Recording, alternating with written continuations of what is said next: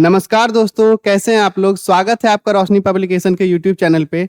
आज के इस सेशन में हम लोग देखने जा रहे हैं आपका जो क्लास 10th का जो गोधुली है उसका जो पोएट्री वाला पोर्शन है, जो आपका पद्य खंड है, उसका जो फर्स्ट चैप्टर है वो क्या है, राम नाम बिनु बिरथे जगी जन्मा।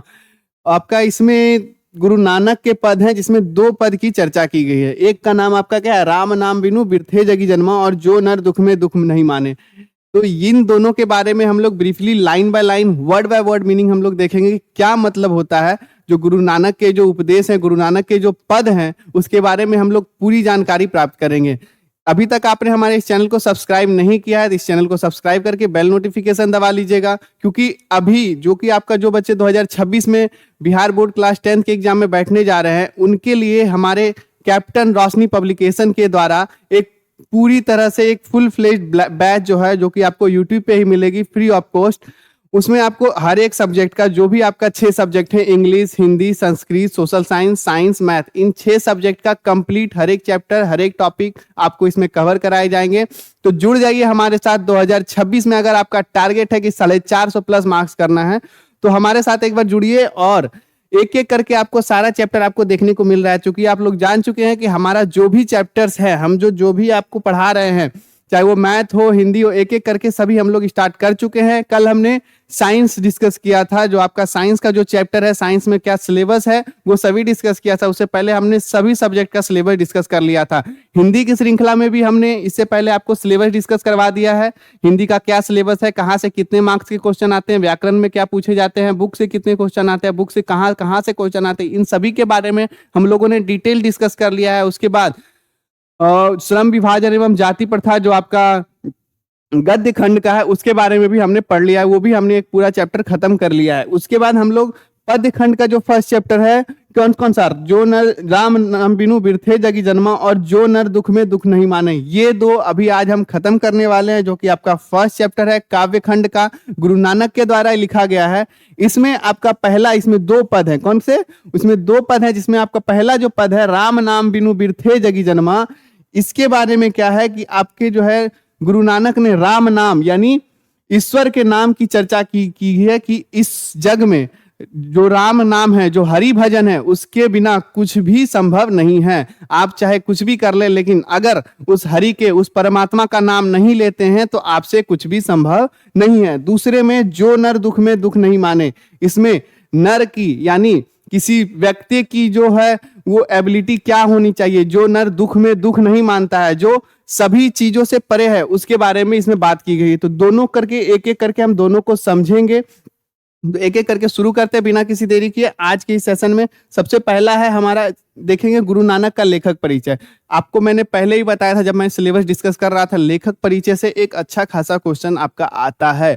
ऑब्जेक्टिव में भी आता है और सब्जेक्टिव में भी शायद एक लघु उत्तरीय एक आधो पूछ ही देता है। तो उसके बारे में सबसे पहले हम लोग क्या करेंगे, गुरु नानक के जीवन परिचय के बारे में जानेंगे। जो हमारे इसके कवि हैं, जो गुरु नानक हैं, उनके बारे में हम लोग जानेंगे। तो सबसे पहले हम उनके जन्म परिचय के बारे में जानेंगे। एक हमारा एक इसी तरह सीरीज चलते रहता है कि आप ना ऐसा आपको एक पैटर्न में बना के सबसे पहले हम उनके जन्म के बारे में पढ़ेंगे, माता पिता के बारे में पढ़ेंगे, उसके बाद एक एक पॉइंट करके हम लोग आगे बढ़ेंगे। तो जन्म की बात करें, 1469 ईस्वी में लाहौर जिले के तलवंडी नामक गांव में हुआ था। कहाँ हुआ था गुरु नानक का जन्म?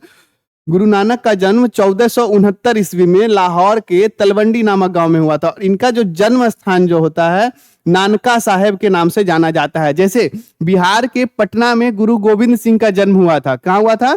बिहार के पटना में गुरु गोविंद सिंह का जन्म हुआ था, तो पटना साहिब के नाम से जाना जाता है। तख्त श्री हरमंदिर साहिब, वो जो क्या है आपका पटना साहिब। इसी प्रकार जो गुरु नानक का जो जन्म हुआ था वो कहाँ हुआ था?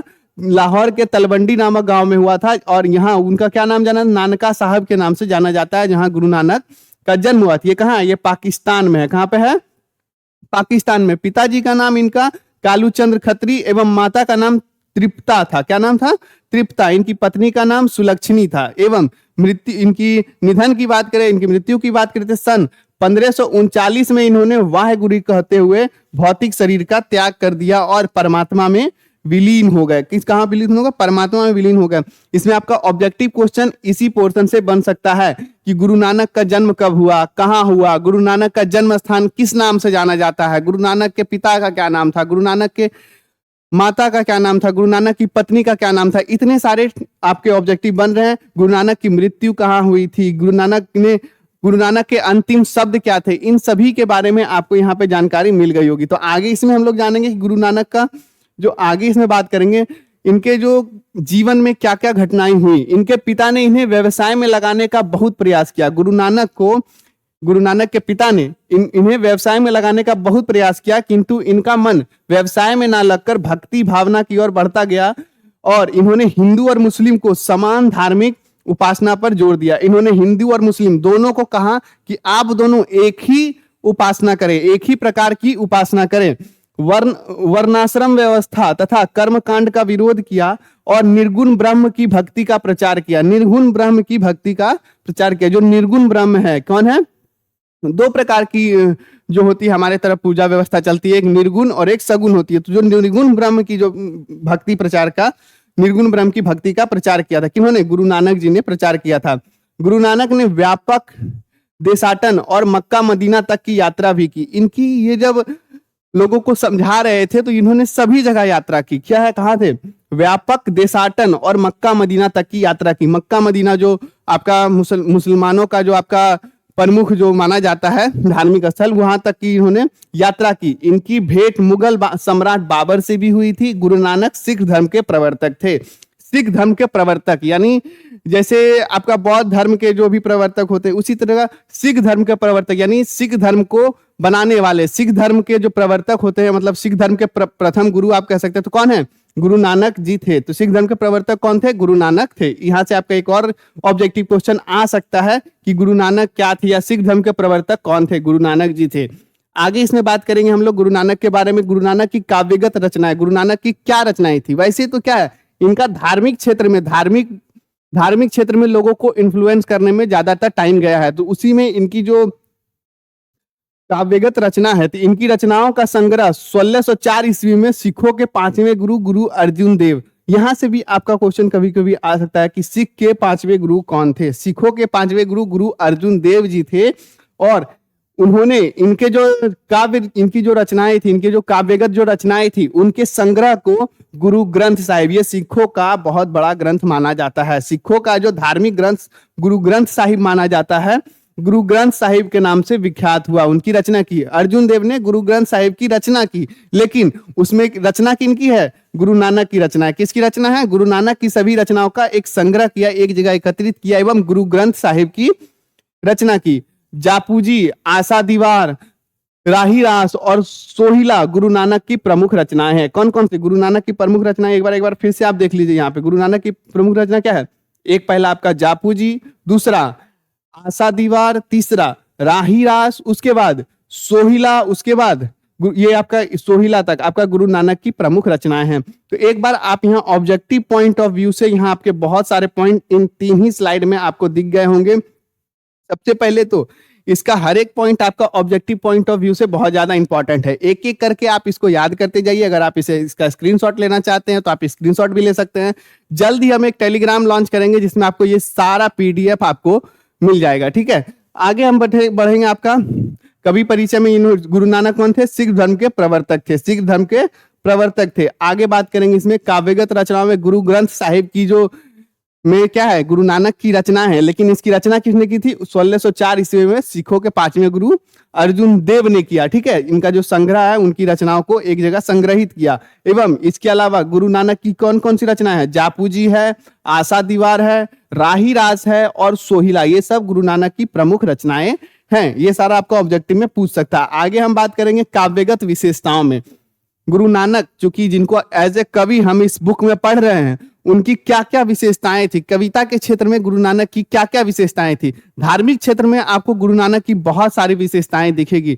उन्होंने एक प्रॉपर एक धर्म का जो विकास किया, सिख धर्म जो कि बहुत ही अभी अच्छा धर्म माना जाता है, बहुत ही विख्यात धर्म है। उनके जो प्रवर्तक थे तो उन्होंने उनकी काव्यगत विशेषताएं क्या थी। तो गुरु नानक ने पंजाबी और हिंदी दोनों भाषाओं में कविताएं लिखी थी। हमारे जो गुरु नानक थे उन्होंने हिंदी और पंजाबी दोनों विषय में कविताएं लिखी है। इनके पदों में सच्चे प्रेम और भक्ति की भावना भली भांति उजागर है। इनके द्वारा लिखी हुई हिंदी में ब्रज भाषा एवं खड़ी बोली दोनों में अच्छा तालमेल है।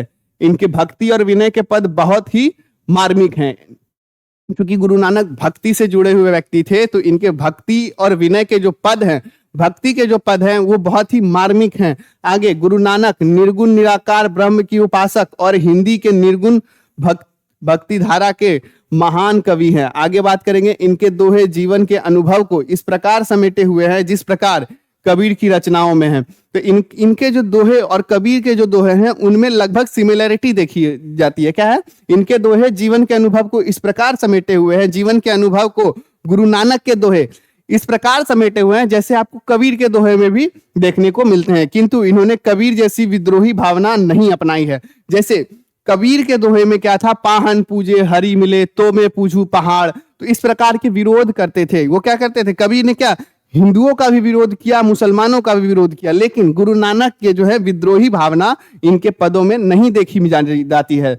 कबीर ने जो दोनों साइड का विरोध किया, हिंदुओं और मुसलमानों का, दोनों साइड का विरोध किया है। कि हिंदुओं के विरोध में कहा है उन्होंने, पाहन पूजे हरि मिले तो मैं पूजू पहाड़। अगर पत्थर के पूजने से भगवान मिलते हैं तो मैं पहाड़ की पूजा करूंगा। और फिर मुसलमानों के साइड से भी कहा कि आप अल्लाह के लिए हमेशा जो क्या बोलते हैं, अजान देते हैं, क्या अल्लाह बहरा हो गया है? इस प्रकार के उन्होंने व्यंग किए। उन्होंने इस तरह के विरोधात्मक पद जो लिखे हैं वो आपके गुरु नानक नहीं लिखते हैं। ठीक है, कबीर जैसे विरोधी भावनाएं नहीं अपनाई। इन्होंने अपनी उपदेशों में गुरु की महत्ता, संसार की क्षणभंगुरता, ब्रह्म की सर्वशक्तिमान, नाम जप की महिमा, ईश्वर की सर्वव्यापकता आदि का महत्व पर बल दिया। इन्होंने किन पर बल दिया? एक बार हम लोग फिर से एक बार देखेंगे। क्या? संसार की क्षणभंगुरता, ब्रह्म की सर्वशक्तिमानता, यानी ब्रह्म, यानी जो हमारे ब्रह्म है, जो हमारे ईश्वर है, वो सर्वशक्तिमान है। नाम जप की महिमा, अभी गुरु प्रेमानंद महाराज का भी जो अभी चल रहा है कि वो नाम जप करो, नाम जप करो, तो वो भी गुरु नानक भी कहते हैं कि नाम जप की महिमा, सबसे ज्यादा जो पावर है, सबसे ज्यादा जो शक्ति है वो किसमें? नाम जप करने में है, यानी अपने परमात्मा के नाम को जपने में है। नाम जप की महिमा, ईश्वर की सर्वव्यापकता, ईश्वर सभी जगह व्याप्त हैं, इन सभी के बारे में आदि के महत्व पर बल दिया है। यह है कि काव्यगत विशेषताओं में बात करेंगे। आगे हम बात करेंगे पद परिचय, यानी हमारे जो अभी पद हैं, गुरु नानक के जो 2 पद जो हम इस अध्याय में आप पढ़ेंगे उसकी क्या परिचय है, वो कैसे क्या है। प्रस्तुत पदों में गुरु नानक के ऐसे 2 महत्वपूर्ण पद प्रस्तुत है। कौन कौन से? राम नाम बिनु बिरथे जगु जन्मा और जो नर दुख में दुख नहीं माने। ये जो 2 पद हैं, प्रथम पद में बाहरी वेशभूषा, पूजा पाठ, कर्म कांड की आलोचना की गई है। इसमें क्या है? बाहरी वेशभूषा, यानी साधु संत एकदम भस्म उस्म लगा के एकदम टिक्का चंदन, उस तरह की कर्म कांड की जो आलोचना की गई है। और सच्चे हृदय से राम नाम के भजन के कीर्तन करने पर जोर दिया गया है। नानक जी कहते हैं कि राम नाम ही सच्ची स्थायी शांति देकर व्यक्ति का सांसारिक मोह माया से मुक्त करता है।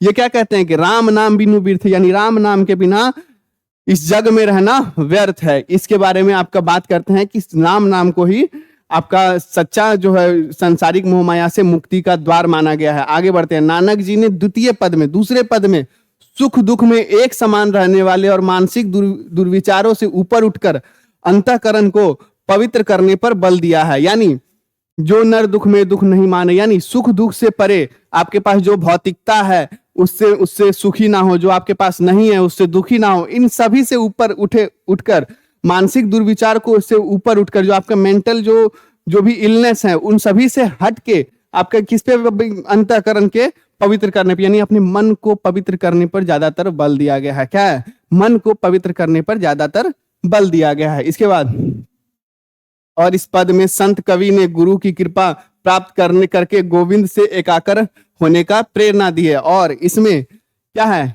आप अपने मन को पवित्र कीजिए। और इस संत कवि ने गुरु की कृपा प्राप्त करके, मन को पवित्र करके, गुरु की कृपा यानी ईश्वर की कृपा प्राप्त करके गोविंद से एकाकर होने की प्रेरणा दी है। ईश्वर की कृपा प्राप्त कीजिए एवं परमात्मा में विलीन हो जाइए, इनसे प्रेरणा दी है, इनकी प्रेरणा दी है। ये आपका 2 पद है, एक एक करके हम लोग सभी का मतलब समझेंगे। हमारा यहाँ से पद शुरू होता है, एक एक करके एकाग्रचित करके आप बैठ जाइए एक जगह, क्योंकि अब यहाँ से एक एक शब्द का मतलब हम लोग देखेंगे, एक एक वर्ड का मीनिंग क्या होता है, एक एक पद का जो क्या मीनिंग होता है, पद के अंदर जो आपके एक एक सेंटेंस है उसके बारे में हम लोग पढ़ने जा रहे हैं। तो चलिए शुरू करते हैं।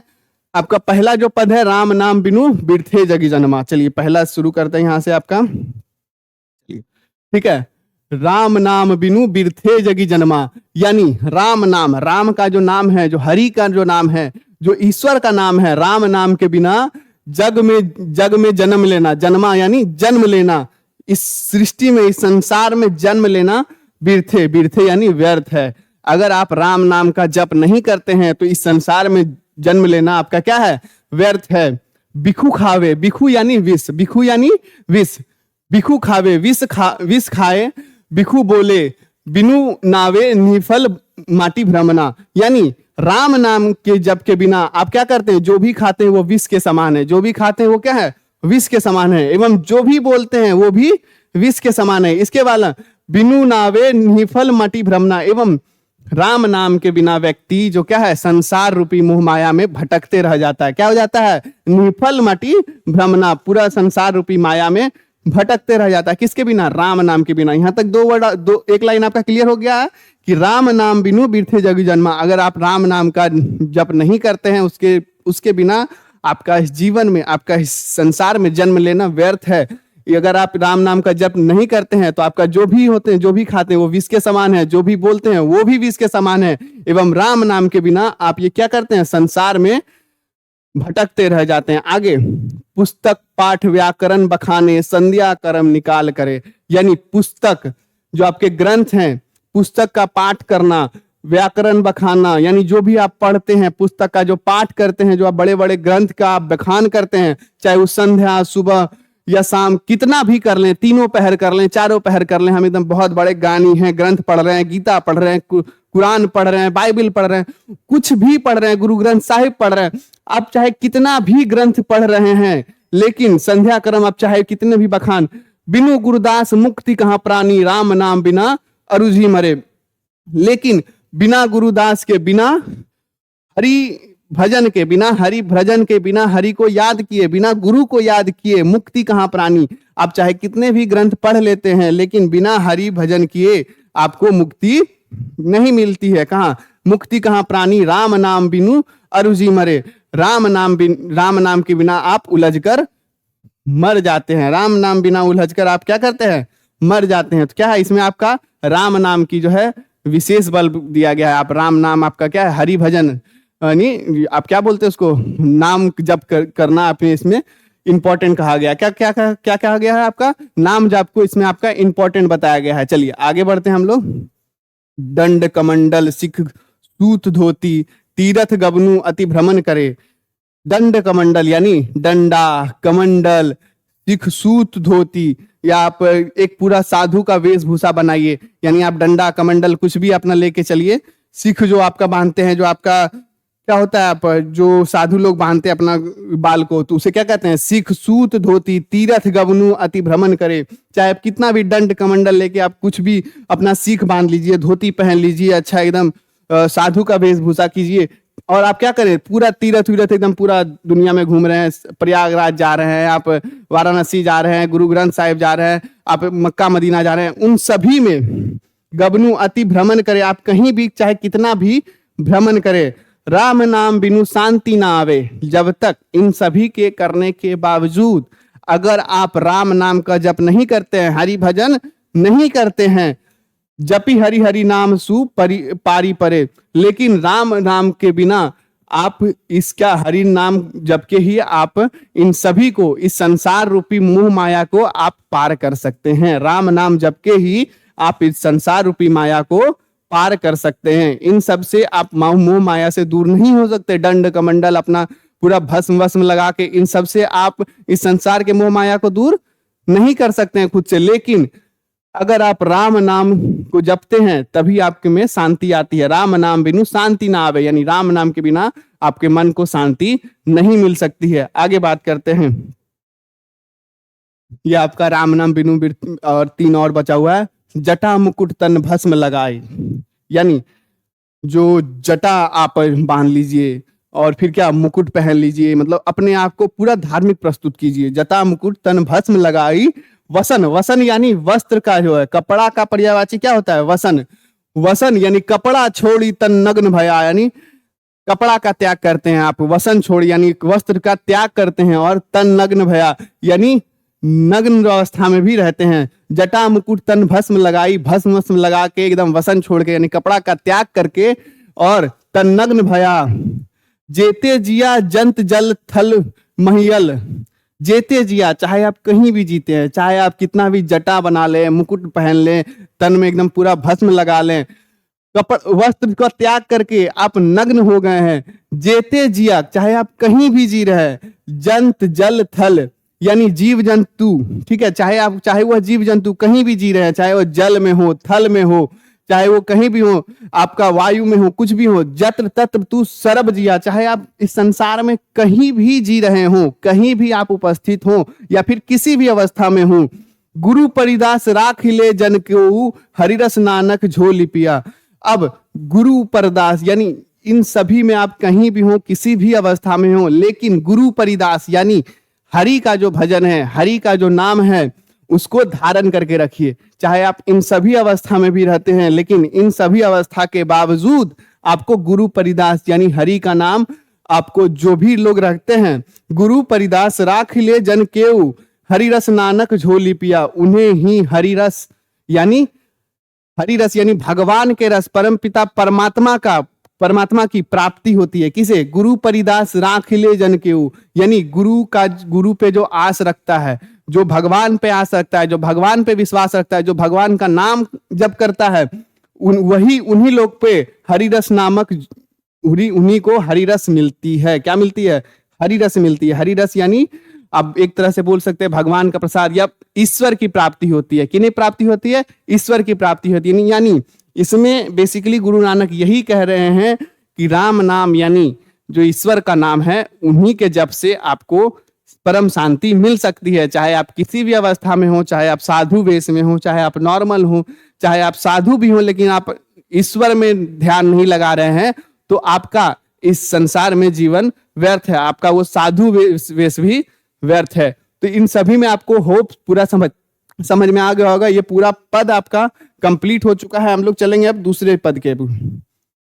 ये आपका है जो नर दुख में दुख नहीं माने। इसमें आपका क्या, आपको मैंने बताया था जब पद परिचय में, तो इसमें क्या है, संसार रूपी जो मोह माया है उसे छोड़कर आत्म शांति पर जोर दिया गया है। इसमें गुरु नानक जी कहते हैं कि जो नर दुख में दुख नहीं माने, यानी जो व्यक्ति दुख में दुख नहीं मानता है, यानी जो व्यक्ति दुख में दुख नहीं मानता है। यही अवध ओझा सर के वर्ड में बोले तो भैया साहब फेल हो गए हो और अब मुस्कुरा रहे हो, तो इसी टाइप में आपका क्या है कि आप कुछ भी हो, अगर आप में कोई दुख है और आप उससे परे हो, दुख में जो व्यक्ति दुख में दुख नहीं मानता है, सुख सने अरु भय नहीं जाके, जो जिसका सुख सने और भय इन सभी का उस पर कोई प्रभाव नहीं आता है। अगर ज्यादा सुख आ गया तो कोई बात नहीं, हाँ ठीक है, और सने यानी अगर कोई ज्यादा ऐसे प्यार कर रहा है, अरे ले मेरा बच्चा मेरा गोलू, उस पर भी उसका प्रभाव नहीं पड़ रहा है, तो उसका भी, और भय को ऐसे डरा भी रहा है तो भी उसका प्रभाव उस पर नहीं पड़ रहा है। तो इन सभी का सुख सने अरु भय नहीं जाके, जिसका इन तीनों पर इस पर उसका कोई प्रभाव नहीं पड़ता है, चाहे उस अधिक सुख आ जाए या फिर सुख आ जाए, तो उस पे भी वो नॉर्मल व्यक्ति रहता है। ज्यादा कोई सामने वाले से प्रेम मिल रहा है तो वो भी वो उसमें नॉर्मल रहता है, और किसी से डरता भी नहीं है। जो सुख सने और भय जिसके बारे में वो नहीं सोचता है, वो क्या है, कंचन माटी जाने, या और उसके बाद कंचन यानी सोना को जो मिट्टी के समान समझता है, वो सोना और मिट्टी में वो खास अंतर नहीं समझता है।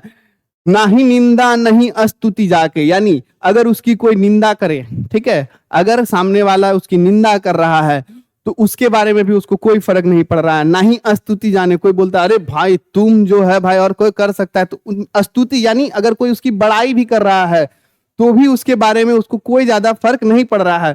लोभ मोह अभिमान, और लोभ मोह का भी, और उसके बाद वो अभिमान से भी दूर है, यानी इन सभी जो बुरी चीजें हैं वो इन सभी से जो दूर है, लोभ मोह अभिमान निंदा स्तुति इन सभी से परे है, इन सभी का उस पर कुछ प्रभाव नहीं पड़ रहा है। हरस शोक ते राहे नियारो, ना ही मान अपमान। जो हरस यानी सुख, हर्ष एक होता है ना आपका, हर्ष यानी सुख और शोक से रहे निहारो। जो व्यक्ति सुख और शोक इन सभी से नियारा यानी इन सभी से हटा हुआ, इन सभी से परे, ना ही मान अपमान, जिसको अपने मान का अपने अपमान का कोई मतलब नहीं है। ठीक है, अगर वो व्यक्ति उसका अपमान कर रहा है तो भी उसको कोई लाइटली लेता है, या फिर अगर कहीं उसका सम्मान हो रहा है तो भी वो उतना ज्यादा उत्साहित नहीं होता है। इन सभी से वो नियारे रहता है, यानी इन सभी से परे जो रहने वाला। आगे बात करते हैं। आशा मनसा सकल त्यागी के जगते रहे निराशा, यानी जिससे जो किसी से कुछ आशा नहीं रखता है, जो किसी से कुछ मनसा नहीं रखता है। आशा यानी कि मेरा व्यक्ति ये कार्य कर देगा। मनसा यानी मेरे मन में अगर ऐसा कुछ हो जाता ना तो बहुत अच्छा हो जाता। अगर मेरी चाची की मूछें होती तो मैं उसे चाचा बुलाता। तो इन सभी का जो क्या है आपका, वो सभी आपका क्या होता है, आशा मनसा सकल त्यागी के, किसी से कोई आशा नहीं है, किसी से कुछ कार्य कराने की कोई मनसा नहीं है, कोई आपका ऐसा नहीं है कि ऐसा हो जाता तो ऐसा करते, ऐसा हो, वो उतना नहीं सोचने वाला। सकल त्यागी के जगते रहे निराशा, यानी जग से भी उसे कुछ आशा नहीं है कि ये व्यक्ति मेरे लिए ये करेगा या ये पर्सन मेरे लिए ये करेगा। इन सभी से परे है जो काम क्रोध जेहि पर से नाही न ते ही घट ब्रह्म निवासा, यानी जो व्यक्ति काम और क्रोध से दूर, कोसों दूर है, जो व्यक्ति काम क्रोध जेहि पर से नहीं ते ही घट ब्रह्म निवासा, जो व्यक्ति काम और क्रोध से दूर रहता है वही ही घट ब्रह्म निवासा, वहीं पे ब्रह्मा निवास करते हैं। जहां काम और क्रोध कोसों दूर रहता है वहीं ब्रह्म निवास करते हैं। गुरु कृपा जही नर पे किन्हीं तिन्हीं जगति बिछानी, यानी और इन सभी की प्राप्ति किन्हें होती है, जो हमने इतनी विशेषताएं बताई है, जिसको ना दुख से, ना सुख से, ना मान से, ना अपमान से, जो निंदा से, अनिंदा से, स्तुति से, शोक हर्ष दुख सुख, इन सभी से जो परे है। इन सभी ये सभी विशेषताएं किनके पास होती है? गुरु कृपा जही नर पे किन्हीं, यानी गुरु कृपा यानी भगवान जिस पे कृपा करते हैं, ईश्वर जिस पे कृपा करते हैं, तिन्हीं जय जगती पिछानी, वही इन सभी विशेषताओं का धारी होता है। नानक लीन भयो गोविंद सो पानी संग पानी, जो पानी संग पानी। और नानक जी कहते हैं कि गुरु नानक लीन भयो गोविंद सो, यानी गुरु नानक गुरु गोविंद में या गुरु नानक गोविंद में, यानी भगवान में, गुरु नानक गोविंद में जो गुरु नानक लीन भयो गोविंद से जो पानी संग पानी। और गुरु नानक भी इसी प्रकार सभी सुखों को छोड़कर, सभी दुखों को छोड़कर, सभी परेशानियों को छोड़कर, सभी खुशियों को छोड़कर उसी प्रकार लीन हो गए हैं परम ब्रह्म में, जैसे पानी के साथ पानी का मेल होता है। पानी के साथ आप पानी मिलाइएगा तो पता नहीं चलेगा कौन सा पानी कहाँ पे है। जो आपका इस गिलास, 2 गिलास में आपका पानी है, 1 गिलास में कर दिया तो पता नहीं चलेगा इस वाला गिलास का पानी इसके नीचे बैठा है या ऊपर बैठा है।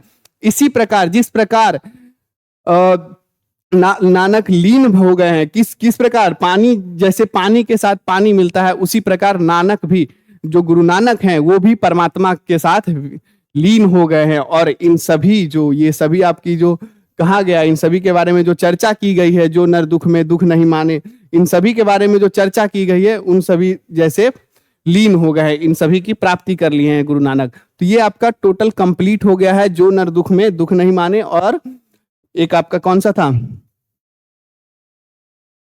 ये राम नाम बिनु बिरथे जगी जन्माति, ये 2 आपका पद थे जिनका आपका होप मतलब समझ गया होगा। पहले पद का वास्तविक अर्थ अगर आप एक लाइन में या 1 या 2 लाइन में समझना चाहें कि राम नाम यानी हरि का नाम या भगवान का नाम ही संसार में सब कुछ है। चाहे आप कुछ भी कर ले, कितना भी पूजा पाठ कर लें, कितना भी साधु महात्मा बन जाए, कितना भी भस्म लगा लें, घर त्याग कर दे, कपड़ा त्याग कर ले, कुछ भी त्याग कर ले, वो सब आपके सामने व्यर्थ है अगर आप हरि भजन नहीं करते हैं, अगर आप भगवान का भजन नहीं करते हैं, भगवान का नाम नहीं लेते हैं। और जो नर दुख में दुख नहीं माने, इसमें क्या है, आपका बाहरी जो आपका क्या है, दुख है सुख है, ये सब क्या है, एक बाहरी चीज है। आपके आंतरिक शांति के लिए जो इंपॉर्टेंट है उसमें बात की गई है कि गुरु नानक भी इसी तरह अपने मन की शांति के लिए, इन सबसे कोई मतलब नहीं है उनको कि सुख क्या है दुख क्या है, ये सभी को छोड़ के वो परमात्मा में विलीन हो गए। कैसे विलीन हो गए, जैसे पानी के साथ जैसे पानी मिलता है। तो आज के इस सेशन में इतना ही। होप ये सेशन आपको बहुत पसंद आया होगा। अगर आपको ये सेशन पसंद आया है तो इस वीडियो को लाइक करके अपने फ्रेंड के साथ जरूर शेयर कीजिएगा। रोशनी पब्लिकेशन के द्वारा आपका बहुत सारी बुक जो होती है, गोधुली पीयूषम क्लास 10th के लिए आपका जो इंग्लिश, हिंदी, संस्कृत, ये तीनों बुक हमारे ऑफिशियल वेबसाइट पे अवेलेबल होगी। इसके अलावा फ्लिपकार्ट, अमेजॉन एवं अपने नजदीकी बुक स्टोर से आप देख सकते हैं। अगर आपके कोई बड़े भाई हैं जो आप क्लास 11th या 12th में हैं, उनके लिए भी हमारे तरफ से कैप्टन दिगंत, कैप्टन रेनबो जारी की जाती है। इन सभी में आपको क्या मिलेगा, जो भी आपके बुक के पूरे चैप्टर हैं वो चैप्टर आपको मिलेंगे एज इट इज। उसके अलावा आपका क्वेश्चन आंसर, बिहार बोर्ड से रिलेटेड जो भी क्वेश्चन आंसर होते हैं, बिहार बोर्ड में जो आपके हर साल जो क्वेश्चन आते हैं वो भी क्वेश्चन आंसर चैप्टर के साथ क्वेश्चन आंसर आपको मिलेंगे। संस्कृत और इंग्लिश के जो बुक होते हैं उसमें हमारे आपका हर एक चैप्टर का नीचे में हिंदी में आपके सरल भाषा में आपको रूपांतरण भी मिलेगा। इसके अलावा हमारा क्वेश्चन बैंक भी लॉन्च हो चुका है 2026 के लिए। 2025 के पैटर्न को ध्यान में रखते हुए 2026 में आपका क्या क्वेश्चन आ सकता है, अभी से तैयारी में लग जाइएगा तो आपका किसी भी सब्जेक्ट में 95, 98, 99 या 100 आउट ऑफ 100 लाने में आपको कोई नहीं रोक सकता। तो एक बार आप हमारी इस बुक को अगर लेना चाहते हैं, हमारे ऑफिशियल वेबसाइट roshnipublication.com पे जाके ले सकते हैं। इसके अलावा फ्लिपकार्ट एवं अमेजॉन पे भी ये जाके परचेज कर सकते हैं। तो आज के इस सेशन में इतना ही, मिलते हैं अगले वीडियो में, तब तक के लिए जय हिंद, जय भारत।